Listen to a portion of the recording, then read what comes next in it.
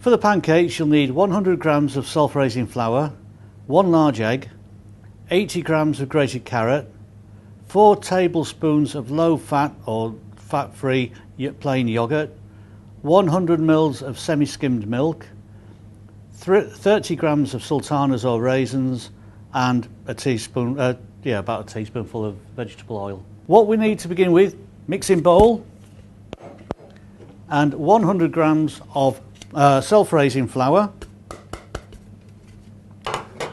1 large egg. I've just got an egg, and being careful to break it so that the shell doesn't go into it, and just drop it in.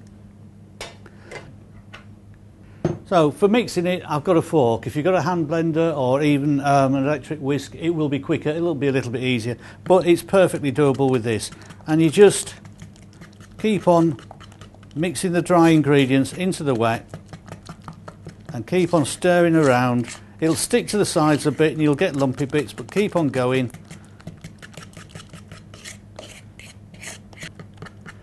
Okay, and when that's ready, we mix in the carrot and the sultana.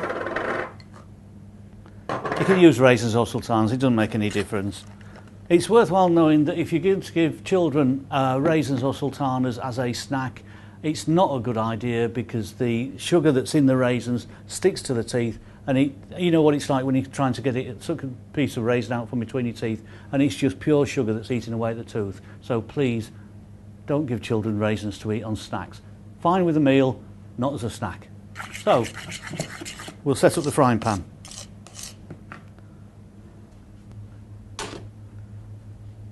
What I've done is I've put a few drops of vegetable oil into the frying pan. I've got it on the heat, and when the oil is running around quite freely like water, then you know that the pan's hot enough to cook in. We've got our mix. We give it a quick stir because all the heavy bits go obviously to the bottom, and then a tablespoon at a time. So you can put as many in at once as you feel safe doing. I'll do 4, because we don't really want them overlapping, but I think they will do. And with a spatula, just go around the edges, just making sure that they're happy and not sticking anywhere. If you want to see if they're ready, you can always flick them over, and you see that base of that one's already cooked. Does take a difference with different pans and different heats and everything to get it right.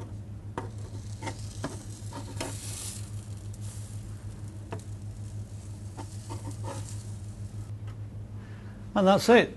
First batch is already done. Put them onto your plate.